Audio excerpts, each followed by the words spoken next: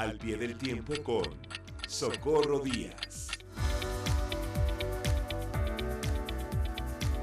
Socorro Díaz, ¿cómo te va? Muy buenas tardes. Muy bien, Martín Carmona, qué gusto oírte. Igualmente, aquí Socorro. En Enfoque y al pie del tiempo. Como debe de ser todos los jueves a esta hora de la tarde. Te escuchamos con tu comentario. Gracias. Hay una famosa y memorable novela de Dostoyevsky, el gran escritor ruso, llamada Crimen y Castigo. Ese es el tema central de este comentario.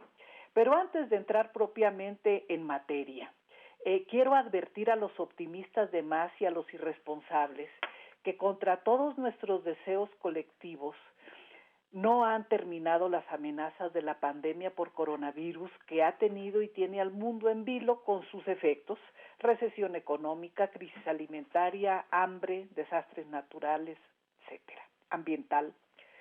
No debemos bajar la guardia ni confiarnos de más creyendo a ciegas las cifras de autoridades, hoy empeñadas más en asuntos electorales que sanitarios. Cuando se declaró el semáforo verde para todo México, las cifras de contagios activos eran poco más de 4,000. No llegaban a 4,100, lo recuerdo.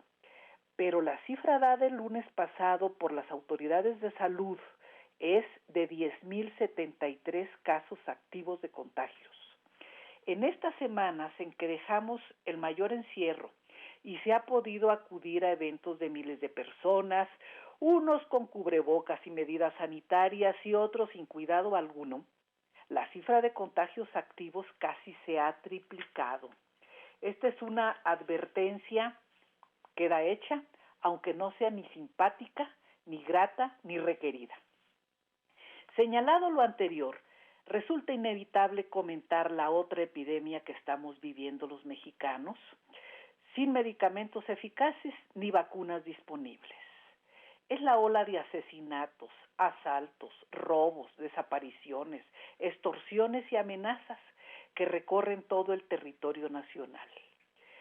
Y junto con esta violencia amenazante para crear miedo colectivo, deben reconocerse dos realidades que indignan y estremecen: la existencia del crimen sin castigo, a diferencia de lo planteado por Dostoyevsky, y el manejo de un lenguaje público deliberadamente endulzado y disfrazado para atenuar la acción de los asesinos, los delincuentes, los criminales que disponen de vidas y haciendas sin que prácticamente les pase nada, Martín.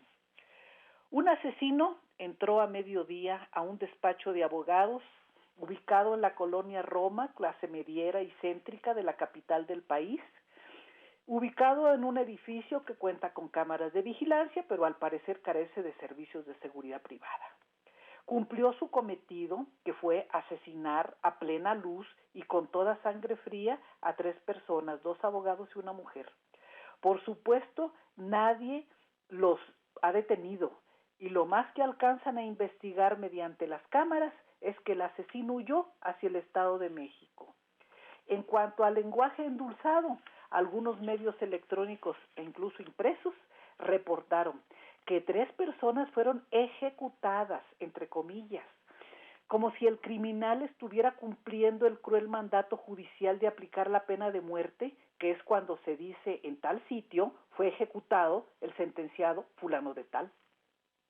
En Cholula, Puebla, fue cobardemente asesinada la abogada, activista y defensora de mujeres agredidas, Cecilia Monzón. El grupo de asesinos fue llamado por el gobernador de la entidad profesionales, como si el crimen diera ya rangos académicos, y el asesinato en sí fue calificado por el presidente como ajusticiamiento, cuando ajusticiar significa ejecutar, castigar a alguien por mandato judicial. Por supuesto que la banda de criminales huyó del sitio de donde ocurrió el asesinato y nadie fue detenido, y ninguna autoridad legalmente constituida sabe o ha dado alguna información sobre la detención de los matones. Sigo con la amarga nota roja del mismo día, que ocupó espacios informativos destacados. Una banda de asesinos, no los quiero llamar comando armado, entró a 2 bares y a un hotel en Celaya, Guanajuato, y mató dentro de estos espacios a 11 personas. Pero ese mismo día, en ese mismo municipio de Guanajuato, se sumaron 6 asesinatos más. En total, 17 asesinados. No hay ni hubo, y la mayoría de los asesinados mujeres, por cierto. No hay ni hubo, y posiblemente no habrá detenidos, ni las autoridades de Guanajuato han hecho declaración alguna. Pero no se le ocurra a un grupo de mujeres guanajuatenses salir a la calle a protestar en Irapuato por la desaparición o el asesinato de sus hijos e hijas y pintar con consignas y protestas el mobiliario urbano, porque entonces salen los policías armados a detener, patear en el piso, cachetear y llevar a la cárcel a ciudadanas desarmadas e indignadas como estamos todos nosotros. Hago un breve paréntesis respecto de la tragedia que ha ocurrido en el sur del país vecino. Es una tragedia terrible derivada del negocio de las armas y del no control comercial de las mismas, lo ocurrido en Uvalde, Texas, donde un muchacho de 18 años de origen hispano, igual que muchas de sus víctimas, mató a 19 niños y 2 maestras. El agresor murió en el lugar. Y también es trágico, volviendo a territorio nacional, que en Fresnillo, Zacatecas, un grupo de asesinos haya abierto fuego contra una iglesia y haya asesinado, entre otros, a un niño de 3 años. Los criminales huyeron y no se sabe de ningún detenido, y es que un escándalo acalla a los anteriores. Y sigo con el recuento de impunidades. Un grupo de asesinos a bordo de 4 camionetas, al supuesto servicio de los Chapitos, abrió fuego contra elementos de la Guardia Nacional y miembros del Ejército cerca de un centro comercial de Culiacán, Sinaloa. Los integrantes de las Fuerzas Armadas contestaron la agresión pecho a tierra o resguardados tras los muros del centro comercial. No se reportaron heridos del lado de la ley y los agresores huyeron. Nadie, por supuesto, los persiguió y menos se reportan detenidos.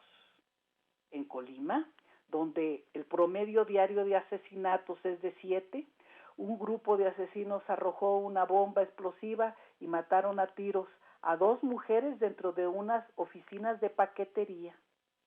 Las patrullas de policías llegaron, por supuesto, cuando los criminales ya se habían ido del lugar y no hay detenidos ni siquiera sospechosos.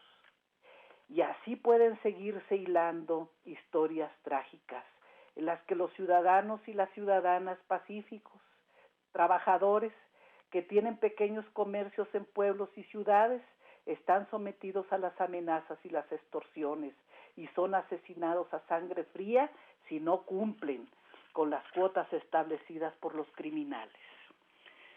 El gobierno federal, los gobiernos estatales y los municipales, junto con sus policías mal entrenadas, mal equipadas y mal pagadas y en ocasiones convertidas en cómplices de las bandas criminales, enfrentan un fracaso enorme al haber perdido la capacidad de castigar a los culpables, proteger a los inocentes, disminuir la violencia y los niveles de impunidad que se vive en el país.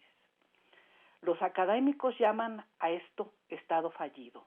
Yo suelo llamarlo estado en crisis, pero es muy preocupante. Este es un problema mayor que involucra al Poder Ejecutivo, al Poder Judicial y en la parte que le corresponde de responsabilidad al Poder Legislativo. Concluyo este comentario con un dato publicado el martes pasado en el periódico El Universal por Alejandro Encinas, subsecretario de Derechos Humanos, Población y Migración de la Secretaría de Gobernación. En México, un país donde se contabilizan más de 100,000 desaparecidos, solo 37 culpables del crimen de desaparición de personas han sido sentenciados. Martín. Así es, Socorro, veía y recordaba los datos que nos dio a conocer la semana pasada esta organización México Evalúa sobre la aplicación de la ley, el Estado de Derecho, simplemente que se respete y se aplique la ley, y desafortunadamente no hemos avanzado más allá de lo que ha habido en los últimos años. Hay algunos estados donde ha habido retrocesos importantes, en el caso de la Ciudad de México y de algunas otras entidades, donde simplemente y se puede hablar y nos pueden decir, Socorro, todas las mañanas o cada jueves, ¿no? Que baja la incidencia, no hay más violación a los derechos humanos, pero la aplicación de la ley en prácticamente la mitad del país queda mucho a deber. Así es un hecho, y es un hecho además reconocido en encuestas de opinión, etcétera. La gente en México tiene como su problema principal de vida cotidiana la inseguridad y la violencia. Y como indignación de muchas conversaciones, la tremenda impunidad que los delincuentes están viviendo en nuestro país, de la que están gozando en nuestro país. Exactamente, y me equivoqué porque el que hizo la investigación fue el World Justice Project, no México Evalúa, pero bueno, finalmente tienen investigaciones importantes. En este caso, en este índice del Estado de Derecho, se confirma, Socorro, lo que muchos mexicanos viven, ¿no? Pueden detener al que se robó determinada circunstancia, el que agredió a una familia, pero de ahí a que pueda pagar ante la ley hay una distancia enorme y el nivel de impunidad supera los 9 puntos en la mayoría de los indicadores. ¿Qué quiere decir esto? Que un 90% de los que van ante la ley simplemente no pueden ser juzgados. Tenemos un déficit muy serio, como lo acabas de decir, de Estado de Derecho. Exactamente. Socorro Díaz, muchas gracias por tu comentario esta tarde. Gracias, buenas tardes. Saludos, buenas tardes. Ahí tiene usted